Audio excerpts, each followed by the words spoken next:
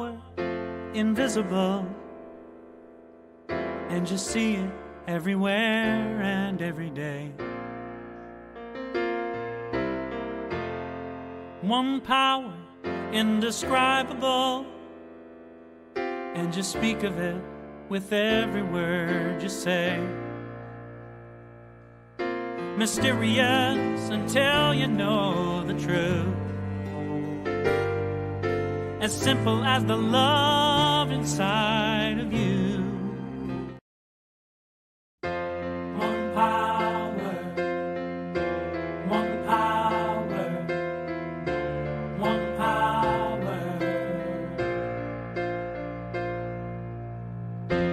one power, one power, one power.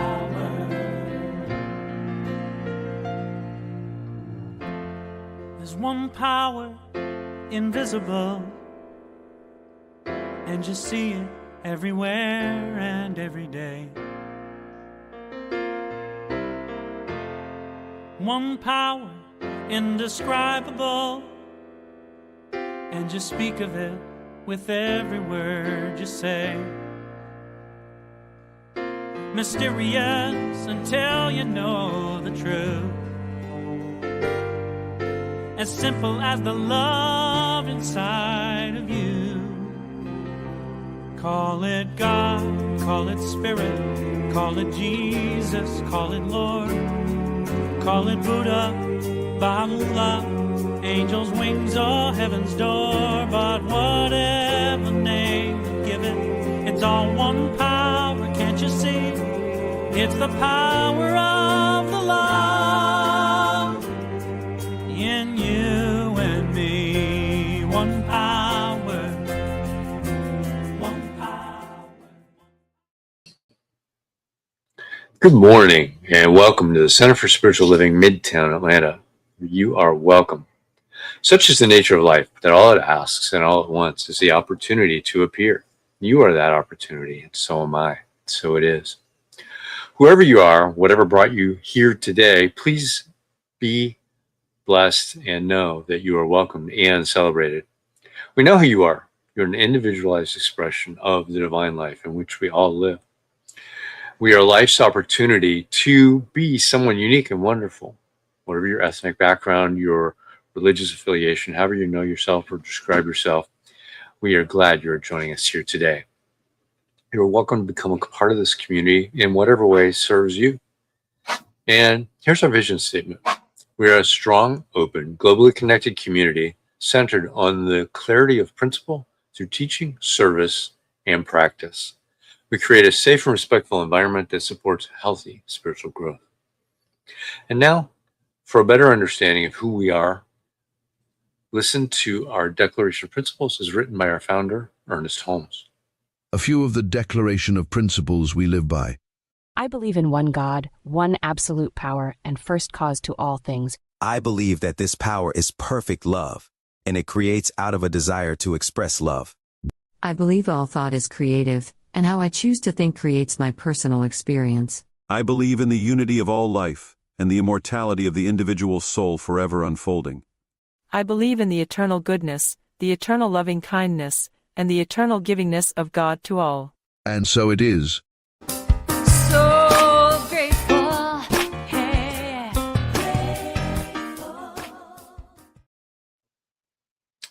So a practitioner is someone who has demonstrated the ability to use spiritual practice and spiritual laws to bring about great changes in their lives. And they've also demonstrated that they know how to bring about these changes in others when asked. Licensed by Centers for Spiritual Living, they are available to you to provide spiritual guidance and support in whatever area of your life that you need help with. And you can reach them on our website, cslmidtown.org. Today, we've got one of our amazing practitioners with us to share good ideas and an affirmative prayer called a spiritual mind treatment. Welcome, Maya Fuller.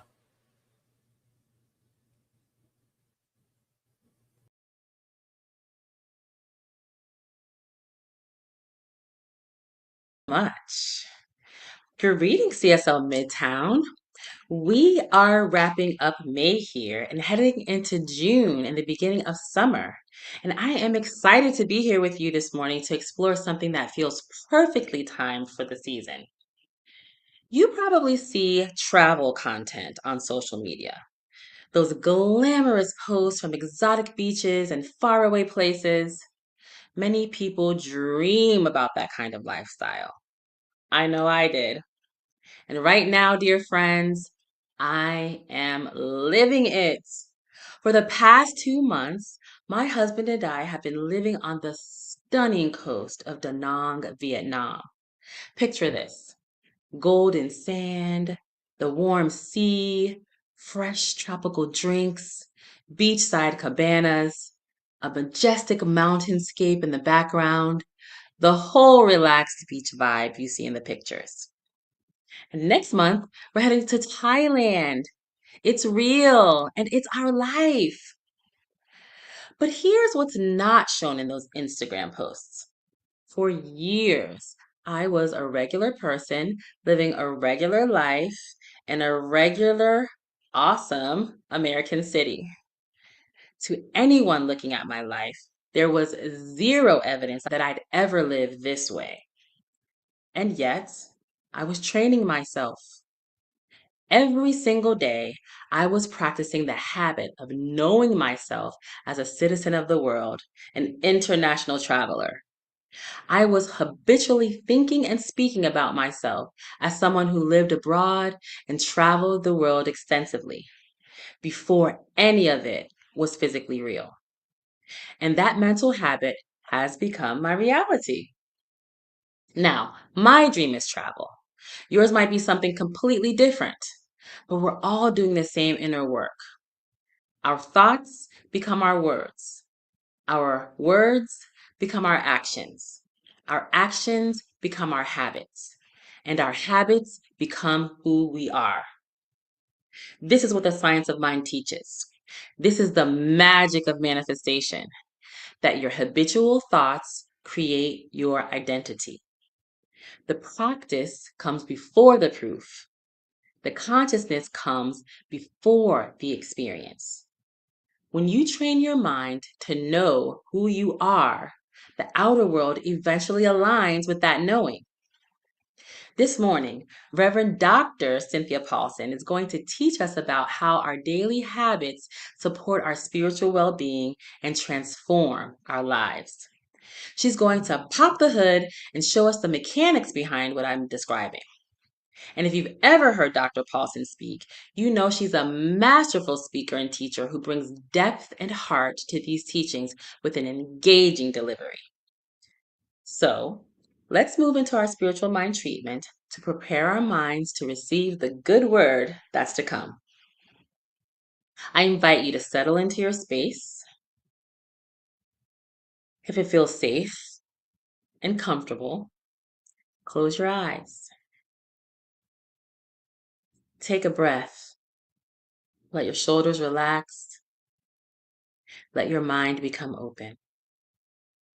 I'm going to speak this treatment in the first person, using I language, so that your own consciousness can accept these truths as they resonate with you. Your mind will know which parts are meant for you.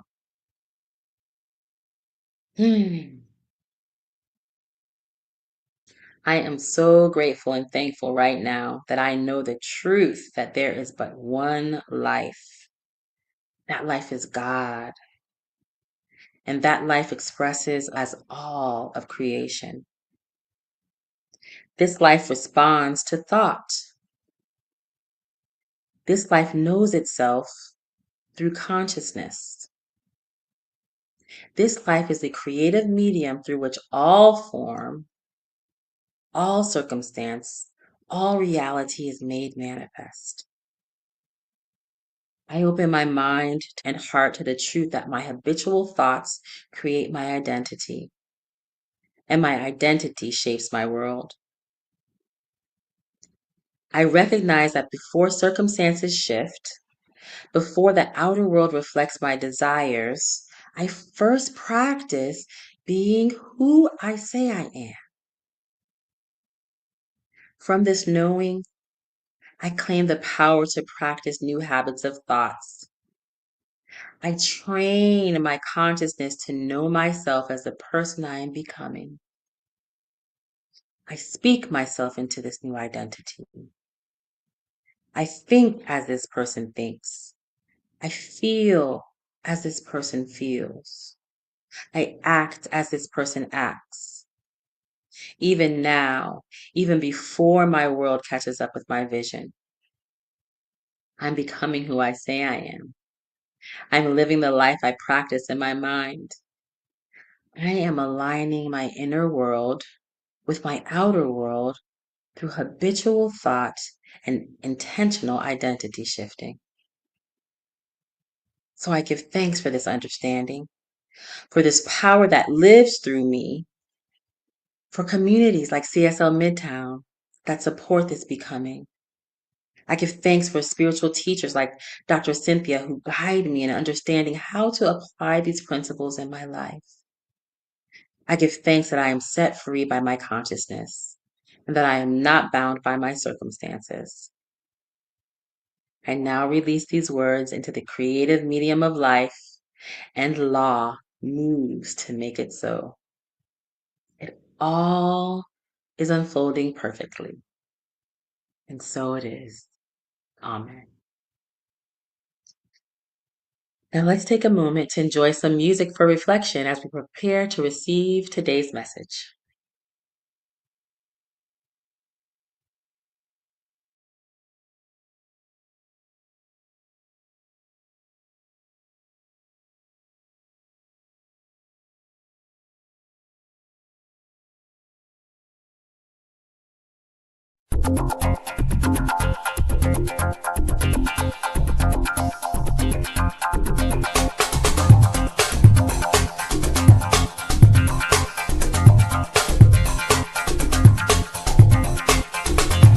This little light of mine, I'm gonna let it shine.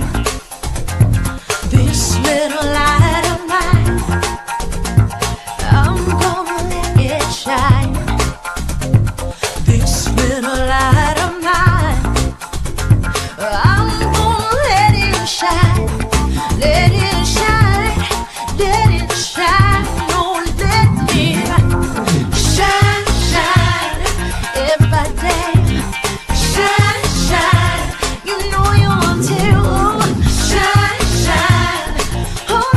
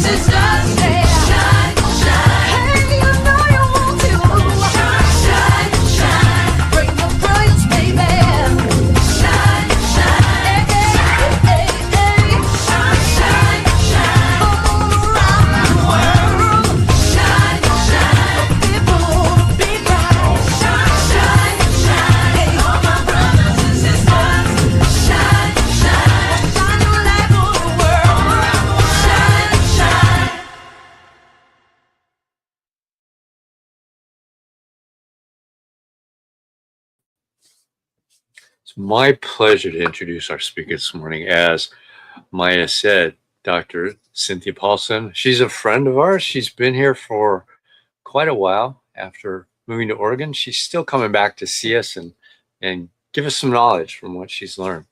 So, known for her down-to-earth teaching style, Cynthia makes spiritual principles practical, accessible, and relevant. Through her books, talks, and private practice and daily social media videos, you can keep in touch with her. She encourages people to reconnect with their inner wisdom and live with greater peace, purpose, and possibility. She's the author of Undoing the Knots, Reclaiming Our Good, and That's a Good Thought, Daily Wisdom in an Uncertain World. Welcome, Cynthia. We're glad you're here. Thank you, Vance. Thank you, Maya. Wow, I'm so impressed and happy for her. She is such a testament to these principles. So, yay, Maya, how exciting. Yes, today we are going to talk about our daily habits, our habits in general. Now, I would bet at this point that tuning in here every Sunday morning has become a habit for most of you. You tune in because you like it and you are spiritually fed and inspired, but it's also become a habit, right? It's what you do on Sunday mornings. We have weekly habits and we have daily habits because human beings are creatures of habit. So I saw a statistic recently that just blew my mind and I could not get over it. And it's really what made me want to make this talk and talk about this today. 40 to 50% of our daily actions are habitual as opposed to conscious choices. Can you believe that? That means that nearly half of our behaviors are done on autopilot just because we did them the day before. I think that's crazy. I think that's something that we want to think about and maybe look at, Because the thing about habits is that they often seem, small and ordinary, maybe just inconsequential, but we know that over time they can shape the direction of our lives. So what kinds of things am I talking about here?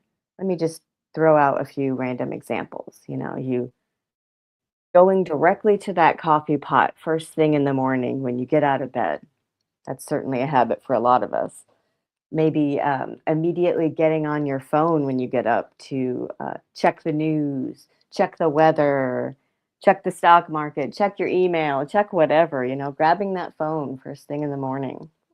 Taking the same supplements every day can be a habit. Going to the gym could be a habit. Maybe some of you do that. Maybe you write in a journal every day, or you do a crossword puzzle every day, or you play the Wordle. Any Wordlers out there? I play the Wordle every day.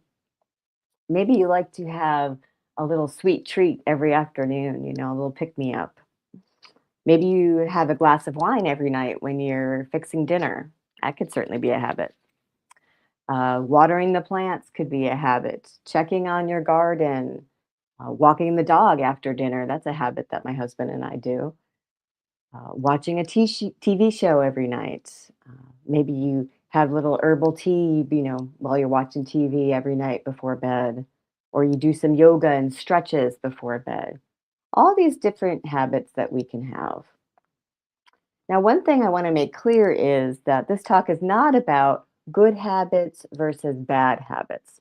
That's not what this is about today. Human beings love to label everything we do as either good or bad. A couple of weeks ago, I was visiting a spiritual center. I won't say which one, and they were doing a potluck after their service. So we're all, on this big table eating together.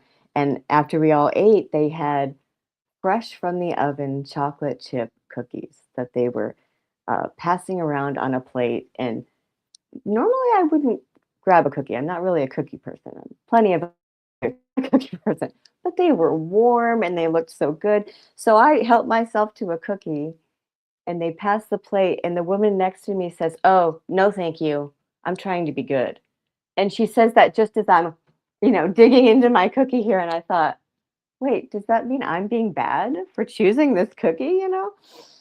I felt so judged in that moment. So, good or bad, this is not coming from a place of judgment today. I don't care what your bad habits are, CSL Midtown. You can continue doing them, but I do care about your good habits for sure. And that's really what we're going to talk about. What is a good habit anyway, especially like from a spiritual perspective? For the purpose of this talk, I would define a good habit as a behavior pattern or a practice that benefits and improves your life, something that nurtures your mind, body, spirit, something that supports your well being. And I would dare say that, a good habit can be something that supports your spiritual health and your spiritual well being, your relationship with the divine, God, spirit, universe, source, whatever you call it. I think we would agree that that would be a good habit. So we're going to pause here for a moment because I want you to actually think about this. I want you to think about how you would answer this question. I'm going to put the question up for you. What is one thing you do every day that genuinely makes your life better? What comes to mind? And then the next question is, what is one thing you do daily that supports your well being, your body, spirit, and your connection to the divine? What's coming to mind when you look at those questions? I just want you to think about that and have that in the back of your mind. When I was working on this talk, I asked my husband those questions.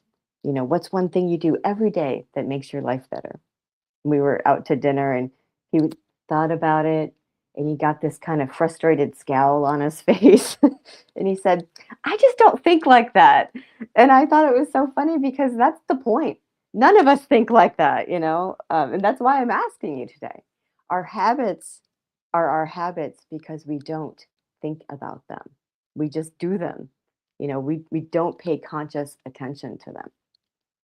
So, why are our habits anyway? How does this even work?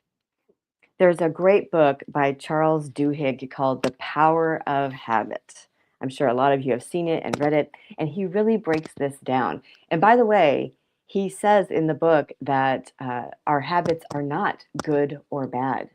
They are actually a neutral response. Habits are just our brain making things simpler for us.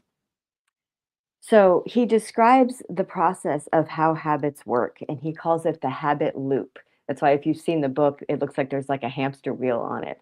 The habit loop, and there are three parts to the habit loop. The first part is the cue. That is the trigger that tells your brain to start the habit. It activates things, okay? And the second part of the habit loop is the routine. That's the action that you take in response to the cue. That's the behavior that ends up becoming the habit. And then the last part of the habit, part three, is the reward. That's what your brain gets from doing the behavior. It's what motivates the habit and reinforces the loop. Isn't this so interesting? So, the more you repeat a habit, the more it gets embedded in your brain and the more effortless it becomes. The more it becomes habitual and, we're doing it without thinking about it. So, let's go through a few examples. First thing in the morning, that can be a cue. Time of day can be a trigger for a habit. So, you just woke up and that makes you go to the coffee pot. That's your routine, that's your action. You fix the coffee, you drink a cup of coffee, and it is delicious. And you feel more awake and alert, and you're starting to function, right? That's your benefit. That's your reward. Boom, you just made a habit loop. It's easy to repeat this every day, isn't it? Let's do another example. You're feeling a little tired and bored in the afternoon, and that is your trigger and your cue to wander into the break room if you're at work, right?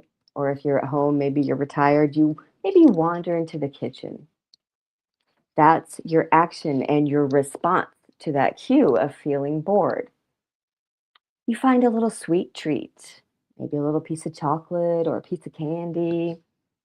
You eat it and you get this great hit of dopamine. Doesn't that feel good? It feels so satisfying, doesn't it? That feeling is your reward. If you repeat this enough times, you could see how that could become a little habit, right? Now, I think for a lot of us these days, that a cue and a trigger that we're experiencing is us and the fear that we're all feeling. I don't know if you've looked out there lately, but sometimes the world feels pretty overwhelming.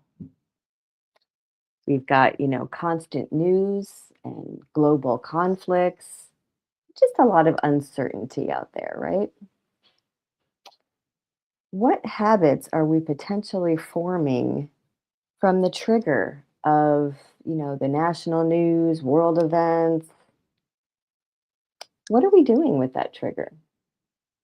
This subject is so near and dear to my heart because I really feel this and struggle with this personally. How to navigate and handle these times that we're living in spiritually. I think about it so much that I wrote a book about it. I'm going to talk about that in a second. We cannot control the world. We know that.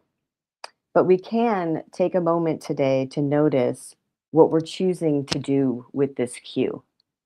How we're responding, what our behaviors and actions and habits are. The idea is to consciously choose ones that support our well being, our spiritual well being, ones that give us that reward of a deeper connection with the divine and that reward of feeling at peace. I mean, I think we'd all agree that would be a beautiful habit loop, right? So, what I'm talking about here really is the habit of a daily habit of spiritual practice. Now, I want to be clear that I don't necessarily mean religion or dogma or doctrine. We don't really do that here at CSL. I just mean creating a moment each day to remember who we really are and to reconnect with our spiritual truth. This is a behavior that, remember, if repeated enough, will become a habit and it will cultivate that peaceful, comforting, faith reinforcing reward that I think we all want and that we're all looking for. So, what are some of these behaviors and practices that we can use? Now, obviously, prayer and meditation are probably the two biggest ones that we're going to think about. We know how much Ernest Holmes wrote and taught about the power of affirmative prayer and spiritual mind treatment. And as far as meditation goes, I found this beautiful quote from The Science of Mind, where he said, "To meditate daily on the perfect life is a royal road to freedom, to that peace that passes understanding." That's what we're looking for. That's what we want and need. Prayer and meditations are actions that lead us to the reward of peace. And if we do this enough, it can become a habit. It could be something that we choose on autopilot. Now, I could talk about a lot of other daily spiritual practice habits, journaling, walking in nature, having a gratitude practice. But I really want to talk about reading spiritual wisdom as a daily habit, and specifically using daily readers. Sometimes they're called daily devotionals or daily meditations. It's just a page a day. Now, I am going to talk about my own daily reader book that I wrote that just came out. But before I do that, I have to make this clear that I did not invent this concept by any means. There are so many spiritual traditions that offer short daily readings to help people develop the habit, to help people get grounded spiritually. I mean, Science of Mind magazine has the daily guides in there every month, and that's been in publication for many, many years. Ernest Holmes wrote a daily reader, 365 Science of Mind. He also wrote with Raymond Charles Barker, 365 Days of Richer Living. That's another great one. Unity Church has the Daily Word. That's a daily reader. The Daily Word magazine. Divine Science, one of the precursors to Centers for Spiritual Living, has a daily study email subscription that you can get, and it's just a couple paragraphs a day. There are so many places where you can do this and practice this. And I don't just write this kind of stuff, I practice it every day myself. And that's how much I believe in this practice. So I'm going to tell you a little bit about my habit of using this practice. In the morning, before I even get out of bed, one of the first things I do is I grab my phone. No, you're not supposed to do that right away in the morning, but I grab my phone and I open up an app called The Awakened Way.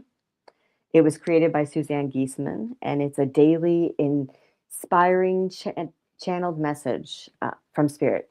And it's just like a paragraph, and she'll have a beautiful picture with it. And it's just a powerful way to start my day. Now, toward the middle of the day, or whenever I get into my office and get around to checking my emails, I open up the Divine Science daily study email I was telling you about. Again, it's just a couple paragraphs. And another really good one is the Notes from the Universe. That one, that's another email one. It's from tut.com. It's tut.com. Those are really short and fun and inspirational. Now, at the end of the day, when I'm getting ready for bed, I read a daily reader called A Year on the Journey. It's written by a CSL practitioner out of Reno. I used to go to CSL Reno, and her name's Deanna Alcorn Smith. And that one is a great little wind down before bed. So these brief readings throughout the day, and by the way, you don't have to do so many per day. I'm just the way I am, and everything to excess, right? So you could do just one a day, certainly. But these readings give me a moment to pause, to contemplate, to reconnect with my spiritual truth. And one thing I noticed about this habit of mine after learning about that habit loop, I really could see that time of day is typically my cue for this habit, for going to the daily reader. But I was thinking that I could easily train myself to do one of these readings, right after I check the news. I could go from reading the news, feeling stressed out, feeling the uncertainty and maybe the fear, and then go right to a short, grounded spiritual reading. That could become my habit. So I thought we would test this together in real time. In a moment, I'm going to do the weirdest thing I have ever done while giving a talk. I'm going to pick up my phone and check the news. That's really weird, right? And I'm just going to share a couple headlines. I don't know what's going on. I haven't looked at anything yet today. But I'm just going to share maybe one or two, maybe three. I think that will be plenty to get us all good and stressed out. And then I'm going to read 3 short excerpts from my book. Let me tell you a little bit about this book. This book, like Vance said, it's called That's a Good Thought, Daily Wisdom in an Uncertain World. This book was my required project for my doctorate through Emerson Theological Institute. Shout out to them. And so this is a daily reader that offers reflections, questions, self-inquiry, mindfulness practices, affirmations, different spiritual practices. It's designed to help people pause and reconnect with spiritual truth. That is why I wrote it. It's just a page a day, and each entry ends one of 4 ways. It either has an affirmation at the end that you can affirm and take into prayer or contemplation. Some of them have an ask, which is a question for you to journal about or to just consider. Some of them have an act prompt, which is an action step, a suggestion of something to do or a way to act. And then some of them end with an affirmative prayer. So I chose 3 entries that not only go with this talk about habits, but they can demonstrate how powerful a short, simple reading can really be to redirect us. And we'll see if we feel that peaceful, comforting benefit that could feed into a habit loop. So if you'll excuse me and how rude this is, I'm going to check my phone and just share with you what I see here. I'm going to go with AP News. I usually use like European news sources, but we'll go American today with AP News. Okay, let's see what's happening. Israeli army captures strategic castle in Lebanon in deepest incursion into the country in 26 years. Let's see what else is happening here. Oh dear. What to know about the outbreak of a rare kind of Ebola as cases outpace the response. U.S. strike on an alleged drug boat kills 3 in the eastern Pacific Ocean in the 4th attack this week. Yeah, that's good. That's enough of that. Okay. So the first entry I'm going to read is from January 22nd. This one is called Lift Your Consciousness. Even a brief look at world events reported in the news makes us realize how challenging it is to remain spiritually positive, uplifted, and focused on the good. How can we do this when such awful things are happening in the world? Scary news days are a great reminder that each one of us has the opportunity to show up in the world as peace, radiating peace in all our daily interactions. We always have the free will to consciously refuse to engage and participate in days filled with difficult news and accounts of violence or generally heartbreaking information. If you see hatred in the world, you can concentrate on the truth that God is love and therefore you are love. If there is sadness in the world, you can know that God is joy and therefore you are an expression of that joy. If there's violence in the world, you can remember that God is peace and you are an expression of peace. Choose to lift your consciousness in these moments. Choose to remember the truth of who and what you are. You are divine. Ends with an affirmation. Affirm. No matter what happens in the news, I am the opportunity to show up as the divine. And then the next one I'm going to read is from March 24th, and it's called Work It, or as I like to say, work it. New Thought minister and author Johnny Coleman published a book titled It Works If You Work It, which reminds us to step up our spiritual practice game, the work we do to maintain connection with our true divine self. Spiritual practice can look like different things for different people. Reading spiritual books is a spiritual practice. You're doing it right now. Other spiritual practices include meditation, prayer, journaling, exploring nature, chanting, sound baths, attending spiritual services. You're doing that now too. Yoga, gratitude, sitting in the silence, writing affirmations, etc. Spiritual practice is our work that works when we work it, because it brings us closer to and more in alignment with the divine. It not only improves our life experience, it is our life experience. This one ends with an ask. Ask, what is the daily work I do to remember my truth? And then the last one I'll share is called Just 5 Minutes from August 29th.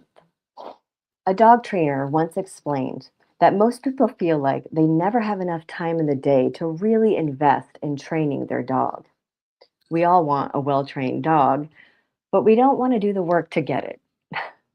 It feels like an overwhelming task, and we end up living with an untrained dog instead. Pointed out that if you can spare just 5 minutes a day to commit to working with your dog, you will see improvement in your dog's behavior in a matter of days. Just that little bit of time, 5 minutes a day, can make a big difference over time. This idea applies to anything we want to accomplish. If you spend just 5 minutes a day focused on your spirituality, on your relationship with the divine, reading something inspirational, connecting with a like-minded spiritual friend, etc., you will see a positive impact in your life. Spending 5 minutes a day connecting with Source in whatever way you want is a form of self-care. It keeps you in balance and gives you a dedicated moment to check in with the truth of who and what you are. This one concludes with an action. Act. You can spare 5 minutes a day. Reading this entry took less than 2. So I might be a little biased, but I feel better. I feel better. It really only takes a couple minutes. Now, some of the habits that we have take a lot more than a couple minutes. They end up eating up time in our day. We waste some time wandering into the kitchen every day, looking for our little sweet treat. It takes a while to brew a pot of coffee every morning. It takes me half an hour to walk the dog at the end of the day after dinner. Maybe I should be training her during that time too. But our spiritual practices do not have to be a huge, inconvenient thing and so time consuming. If you follow me on social media, you know that my videos that I post are always short. Instagram, TikTok, and I know that a lot of you are in my Facebook group. It's one word, one thought, one question. And I post videos every single day, and they are always under 90 seconds, a minute and a half. They're just a little burst of spirituality to ground us and remind us of our truth. Joel Goldsmith also taught that spiritual practice did not have to be long and complicated. He wrote The Infinite Way. He's a New Thought mystic, so prolific. He wrote many books. And he suggested having short periods throughout the day for just a few minutes at a time where we pause, become still, and return to the awareness of God. And he referred to this as practicing the presence. And he called it the primary spiritual habit, practicing the presence. Little bursts, little actions that lead to spiritually rewarding benefits and reinforce that habit loop. So before I wrap up, I want to return to that question that I asked you earlier. The question was, what is one thing you do every day that genuinely makes your life better, that supports your well-being? Hopefully by now, something has come to mind. If you do have a good habit, awesome, keep doing it. You can always add another one. If you don't feel like you have a good habit or you want to add one, this is your call to action. What is one small habit that you could begin today?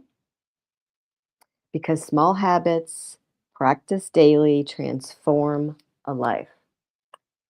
I promise, when we work it. Thank you so much for having me, CSL Midtown, and I hope that you join me on the Zoom. Thank you, Reverend Cynthia, Dr. Cynthia. What an awesome talk and great ideas. And I know we have a daily reading habit, so that's awesome. So we will see you over on Zoom. And anybody that wants to join us, it's online now. It's not already on Zoom. You can go to cslmidtown.org, scroll down to Zoom, and click on the link. It'll take you into that meeting, and we'll see you just a few minutes when we finish up here. Thanks a lot. All right. Now it's time for our new minister, Sacred Covenant Easy Prayer. There we go. This is the abbreviated version. The full version is available on the website. So you would read this with me. There's only one life. This life is God, and I am one with it. I know my new minister is a revelation of Spirit as principle, fulfilling God's promise. For his principle is not bound by precedent, but operates according to law for those who align with it. Together with my community, I see my new minister inspiring spiritual oneness through wisdom, love, and authenticity. One that is awakened to inner wisdom communicates universal truth, and serves as a conduit of divine love, wisdom, and healing energy. One that recognizes the inherent wholeness within all beings and offers teachings grounded in spiritual principles to cultivate inner transformation. One that extends love, compassion, and Spirit's transformative power into the wider community, fostering connections that heal and uplift individuals on their unique journeys.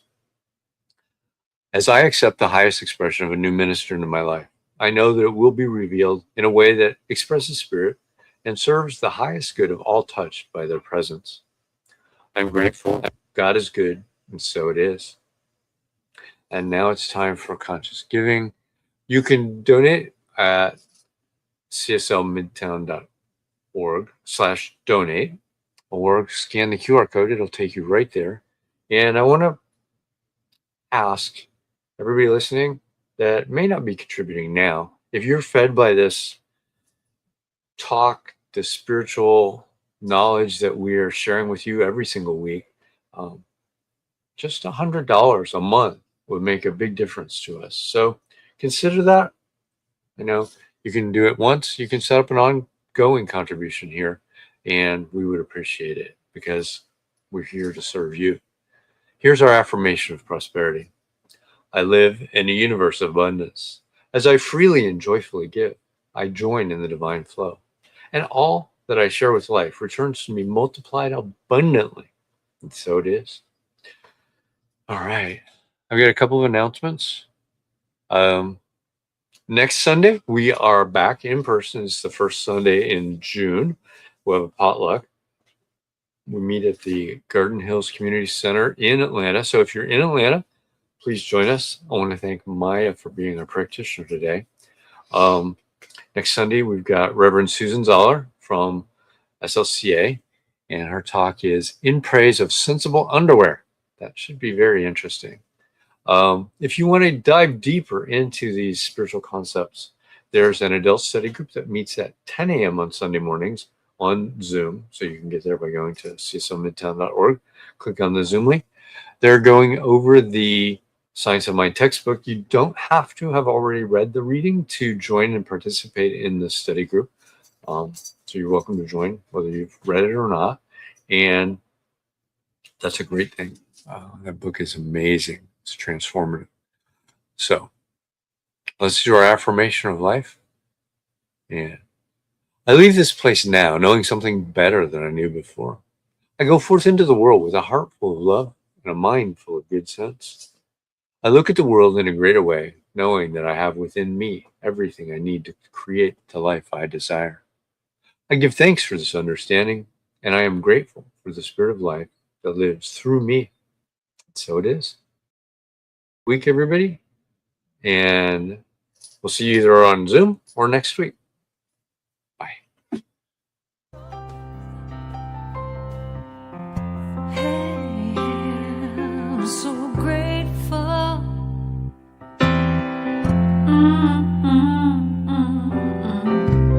I'm so grateful. I'm so grateful. I'm so grateful for all that I have. I'm so grateful. I'm so grateful. I'm so grateful for all that I have. Hey, oh yeah, grateful. I just say I am so grateful every day for all I have. Every day, I'm so grateful. I'm so grateful. I'm so grateful for all I have. Every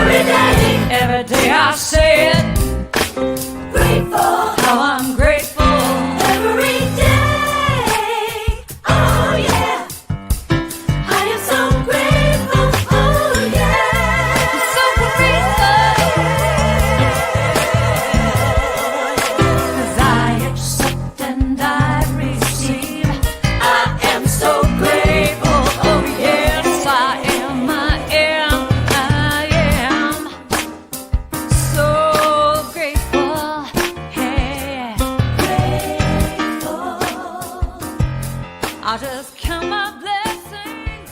I just count my blessings.